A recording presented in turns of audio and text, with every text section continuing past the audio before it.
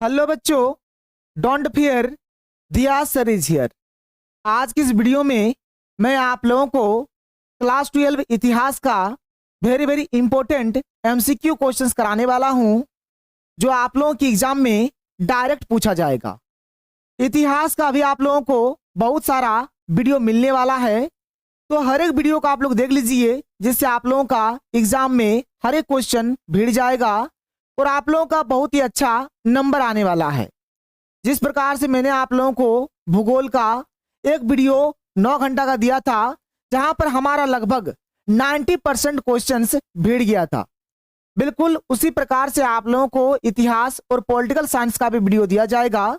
लेकिन तब तक जो रिकॉर्डेड क्लासेस दिया जा रहा है, हर एक क्लास को आप लोग कर लीजिए, साथ ही साथ आप लोगों को नोट्स भी मिल जाएगा। इसीलिए आप लोग हमारे व्हाट्सएप पर और टेलीग्राम पर जुड़ जाइए। हर एक चीज का लिंक आप लोगों को इस वीडियो के डिस्क्रिप्शन बॉक्स में दिया गया है।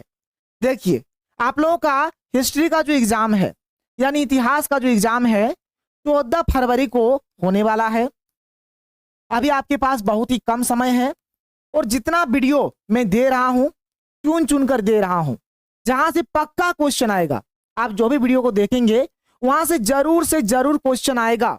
और सबसे पहले मुझे आप ये बताइए कि अभी आपको ऑब्जेक्टिव का ज्यादा वीडियो चाहिए या फिर सब्जेक्टिव का ज्यादा वीडियो चाहिए? जो आपका डिमांड रहेगा वही दिया जाएगा। महामैराथन क्लास भी लिया जाएगा। 10 घंटा का भी क्लास हो सकता है, 12 घंटा का भी क्लास हो सकता है, 14 घंटा का भी हो सकता है।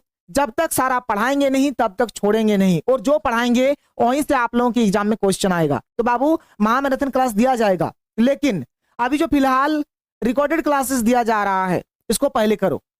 और आपको रिकॉर्डेड क्लासेस में अभी ऑब्जेक्टिव चाहिए या फिर सब्जेक्टिव चाहिए, नीचे कमेंट सेक्शन पे कमेंट करके हमें जरूर बताइए, और व्हाट्सएप पर और टेलीग्राम पर जल्दी से आप लोग जुड़ जाइए। तो चलिए शुरू करते हैं, एक एक करके हम लोग हर एक एमसीक्यू क्वेश्चंस को देख लेते हैं। तो हमारे पास जो सबसे पहला क्वेश्चन है, आप यहां पर देख सकते हैं। क्वेश्चन नंबर 1 क्या है, देखिए। हड़प्पा सभ्यता का प्रसिद्ध बंदरगाह लोथल किस राज्य में है? लोथल किस राज्य में है, ये आप लोगों को बताना है। तो लोथल जो है ना, ये हमारा गुजरात में है। लोथल कहाँ है सर? लोथल हमारा गुजरात में है। और लोथल किस नदी के किनारे स्थित है? तो याद रखना, ये भी पूछा जाता है। लोथल हमारा भोगवा नदी के किनारे स्थित है। ये हड़प्पा सभ्यता का एक बंदरगाह है। ये हड़प्पा सभ्यता का एक बंदरगाह है। और यहां से क्वेश्चन पूछा जा सकता है कि हड़प्पा सभ्यता में डाकयार्ड या फिर गोदीवाड़ा का अवशेष कहां से मिला है? तो आप बोलेंगे सर, लोथल से मिला है।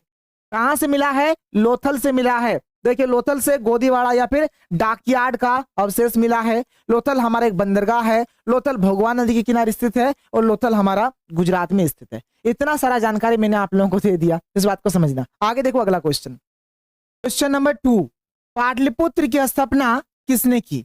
देखिए, पाटलिपुत्र का स्थापना किसने किया था? तो पाटलिपुत्र का जो स्थापना है ना, ये क्या है? उदयन ने। और उदयन को उदयभद्र भी बोला जाता है। यदि ऑप्शन में उदयन रहे या फिर उदयभद्र रहे तो कोई दिक्कत नहीं है, जिसके ऊपर आपको टिक करना है आप कर दो। और ये जो पाटलिपुत्र नगर का स्थापना हुआ था, ये 3 नदियों के संगम पर हुआ था। कौन कौन सा नदी? पहला है हमारा गंगा, दूसरा है हमारा सोन, और तीसरा है हमारा पुनपुन, जिसको हम लोग क्या बोलते हैं? गंडक नदी बोलते हैं। पुनपुन यानी कि गंडक। तो इस बात को आप लोग याद रखना कि पाटलिपुत्र नगर का जो स्थापना है, उदयन ने किया है या फिर उदयभद्र ने किया है। और कहाँ क्या है? तो 3 नदियों के संगम पर क्या है। और वह 3 नदी कौन कौन सा है? तो एक गंगा है, दूसरा सोन है, और तीसरा पुनपुन यानी कि गंडक। कोई दिक्कत नहीं है। आगे देखिए अगला क्वेश्चन। क्वेश्चन नंबर 3, पानीपत का प्रथम युद्ध कब हुआ था? तो पानीपत का जो प्रथम युद्ध है 1526 को हुआ था।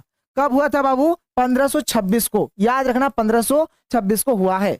धम्म नीति का प्रतिपादन किसने किया? मैंने आप लोगों को सुबह को भी बताया था। जहां पर भी अभिलेख, शिलालेख, गुहालेख और ये धम्म आता है, तो ये हो जाएगा हमारा, इसका आंसर हो जाएगा अशोक। एकदम आंख मूंद के अशोक के ऊपर टिक कर देना। अगला क्वेश्चन देखो, अगला क्वेश्चन क्या है। भक्ति आंदोलन के निर्गुण शाखा के प्रमुख संत कौन थे? तो निर्गुण शाखा के जो प्रमुख संत है ये है कबीरदास। क्या हो जाएगा इसका आंसर? कबीरदास इसका राइट आंसर होगा। ह्वेनसांग किसके दरबार में भारत आया था? तो ये आए थे हर्षवर्धन के शासनकाल में भारत। हर्षवर्धन इसका राइट आंसर हो जाएगा। क्वेश्चन नंबर 7, विजयनगर के प्रसिद्ध शासक कृष्णदेव राय किस वंश से संबंधित है? तो ये थे तुलु वंश से। किससे? तुलु वंश। ऑप्शन है तुलु वंश, बिल्कुल है, तो ऑप्शन हो जाएगा यहाँ पर सी, तुलु वंश हो जाएगा। हुमायूं नामा की रचना किसने की? देखिए, एक आता है अकबरनामा, एक आता है अकबरनामा। अकबरनामा का जो लेखक है, अकबरनामा किसने लिखा है बाबू? तो लिखा है अबुल फजल ने। और हुमायूं नामा किसने लिखा है? तो लिखा है गुलबदन बेगम ने। किसने? गुलबदन बेगम। ठीक है, तो ये option number C is the right answer हो जाएगा। वज्रयान किस धर्म की शाखा है? तो हीनयान, वज्रयान, महायान सब के सब बौद्ध धर्म के शाखा है। बौद्ध धर्म हो जाएगा इसका राइट आंसर। भारत का नेपोलियन किसे कहा जाता है? तो भारत का नेपोलियन बोला जाता है समुद्रगुप्त को। किसको? समुद्रगुप्त। समुद्रगुप्त इसका राइट आंसर हो जाएगा। ब्रिटिश ईस्ट इंडिया कंपनी की स्थापना कब हुई? कब हुआ था बाबू? तो ये हुआ था 1600 ईस्वी को। कब हुआ था? 1600 ईस्वी को हुआ था। 1600 ईस्वी को हुआ था, याद रखना। संथाल विद्रोह के नेता कौन थे? संथाल विद्रोह के नेता थे सिद्धू कानू। सिद्धू कानी हो जाएगा। और संथाल को बोला जाता है हुल, और संथाल विद्रोह का और एक नाम है, इसको ही हुल विद्रोह भी बोला जाता है। आप संथाल विद्रोह बोलो या फिर हुल विद्रोह बोलो, दोनों का मतलब एक ही हुआ। आगे बढ़ते हैं अगले क्वेश्चन की ओर। अगला क्वेश्चन, क्वेश्चन नंबर 3, 1857 का सिपाही विद्रोह कहां से आरंभ हुआ था? तो ये हुआ था मेरठ से। मेरठ से, जो कि यूपी में है, उत्तर प्रदेश में है। ठीक है, मेरठ से शुरू हुआ था। मेरठ आप बोलोगे। क्वेश्चन नंबर 14, भारत में ईस्ट इंडिया कंपनी की व्यापारिक गतिविधियों का प्रथम केंद्र कौन था? तो सूरत। कुछ कुछ ऑप्शन रह गया है, हड़बड़ी में अभी सब कुछ काम हो रहा है ना, टाइपिंग इतना सारा हो रहा है, कोई दिक्कत नहीं है, बस समझो ये सब क्वेश्चन एग्जाम में आ सकता है, इंपॉर्टेंट क्वेश्चन है। और महामैराथन भी दिया जाएगा। और मैंने आप लोगों को पहले ही पूछ लिया कि आपको ऑब्जेक्टिव चाहिए फिर सब्जेक्टिव चाहिए, सबसे पहले नीचे कमेंट करके हमें जरूर बताओ।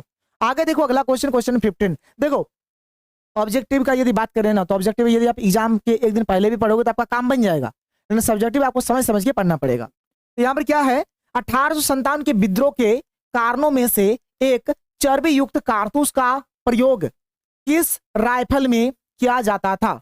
किस राइफल में होता था बाबू? तो ये हो जाएगा एनफील्ड। ये क्या हो जाएगा? एनफील्ड हो जाएगा इसका राइट आंसर। आगे देखो अगला क्वेश्चन, क्वेश्चन नंबर 16, रैयतवाड़ी व्यवस्था किसने लागू किया? तो रैयतवाड़ी व्यवस्था जो है ना, थॉमस मुनरो। ठीक है, थॉमस मुनरो ने लागू किया था। थॉमस मुनरो इसका सही आंसर हो जाएगा। फोर्ट विलियम की स्थापना कहां की गई? ये क्या गया था? कलकत्ता में। कलकत्ता इसका राइट आंसर हो जाएगा। मेघदूतम के रचनाकार कौन है? तो कालिदास ने लिखा है मेघदूतम। मेघदूतम किसने लिखा है? कालिदास ने लिखा है, कालिदास हो जाएगा। यूनेस्को ने हम्पी को विश्व विरासत स्थल कब घोषित किया? कब घोषित किया था? 1986। ऑप्शन है, बिल्कुल है, 1986 इज द राइट आंसर हो जाएगा। क्वेश्चन नंबर 20, हड़प्पा सभ्यता के किस स्थान से कांसे की नर्तकी, देखो नर्तकी, जब भी डांसर का बात आएगा ना, तो डांसर कहां मिला है बाबू? बोलोगे मोहनजोदड़ो। यहां से क्वेश्चन आता है, मतलब आता है, और मैं आपको बता दूंगा ट्रिक, पुजारी और उसके गर्लफ्रेंड की कहानी वाला ट्रिक बहुत जल्दी दे दूंगा, टेंशन मत लो। ठीक है, आगे देखो क्वेश्चन नंबर 21, रामायण के मौलिक रचनाकार कौन है? देखो बाबू, रामायण लिखा है वाल्मीकि जी ने और महाभारत लिखा है वेद व्यास ने। यहां पर हो जाएगा वाल्मीकि मुनि। ठीक है, वाल्मीकि जी, वाल्मीकि जी इनका राइट आंसर हो जाएगा। क्वेश्चन नंबर 22, संथाली भाषा में विद्रोह को क्या कहा जाता है? तो इसको बोला जाता है हुल।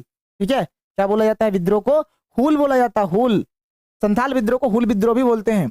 ये हो गया विद्रोह, हुल। भारत राष्ट्र कांग्रेस के प्रथम अध्यक्ष कौन थे? प्रथम अध्यक्ष कौन थे? कोई बच्चा बोलेगा सर A.O. ह्यूम। तो बाबू नहीं, A.O. ह्यूम जो है ना, इन्होंने कांग्रेस का स्थापना किया है। कांग्रेस का स्थापना इन्होंने किया है, कांग्रेस का स्थापना किया है। ठीक है, कब क्या है? 1885। ये भी याद रख लेना, कब क्या है? 1885 को क्या है। और यहां पर अध्यक्ष पूछा है, तो अध्यक्ष हो जाएगा वोमेश चंद्र बनर्जी। क्या हो जाएगा? वोमेश चंद्र बनर्जी इसका राइट आंसर हो जाएगा। आगे बढ़ते हैं अगला क्वेश्चन, क्वेश्चन नंबर 24, हड़प्पा सभ्यता से संबंधित R37 क्या है? तो तो R37 जो है ना, ये बाबू एक कब्रगाह है, एक कब्रगाह यानी कब्रिस्तान, ठीक है, कब्रगाह है, कोई दिक्कत नहीं है। क्वेश्चन नंबर 25 क्या है, इब्न बतूता कहां से भारत आया था? तो ये आया था बाबू मोरक्को से। कहां आया था? मोरक्को से आया था, ये मोरक्को से भारत आया था। साबरमती का संत किसे कहा गया है? गाना है साबरमती के संत तूने कर दिया कमाल, तो ये हो गया महात्मा गांधी। क्या हो गया बाबू? महात्मा गांधी इसका राइट आंसर हो जाएगा। स्वराज पार्टी के संस्थापक कौन है? तो स्वराज पार्टी के संस्थापक है मोतीलाल नेहरू और चित्तरंजन दास, ये दोनों हो जाएगा। Option number D is the बिल्कुल राइट आंसर, ठीक है, कोई दिक्कत नहीं है। आगे देखो अगला क्वेश्चन, क्वेश्चन 28, भारत में सर्वप्रथम सोने का सिक्का किसने जारी किया? तो भारत में सबसे पहले सोने का जो सिक्का है किसने जारी किया था? तो देखो, अगर वंश रहेगा तो कुषाण वंश मारना, नहीं तो फिर इंडो ग्रीक है तो इंडो ग्रीक आप मार सकते हो। और ये वाला क्वेश्चन मैंने आपको सुबह के लाइव वाले सेशन में भी बताया था। यदि ऑप्शन में कहीं पर कुषाण वंश दिया है आप टिक कर दो, कोई दिक्कत नहीं है। कहीं पर अगर इंडो ग्रीक दिया है तो इंडो ग्रीक भी सही हो जाएगा, यदि कुषाण वंश नहीं है तो। बात क्लियर, समझ में आ गया? आगे देखो अगला क्वेश्चन, गांधी जी का राजनीतिक या फिर दर्शन विचारधारा किस पुस्तक में वर्णित है? किसमें है बाबू? तो ये है आपका हिंद स्वराज। किसमें है? हिंद स्वराज में है, हिंद स्वराज इसका राइट आंसर हो जाएगा। हड़प्पा सभ्यता का भारत में स्थित सबसे बड़ा स्थल कौन सा है? सबसे बड़ा स्थल है राखी गढ़ी, जो मैंने आप लोगों को सुबह भी बताया था, राखी गढ़ी हो जाएगा राइट आंसर।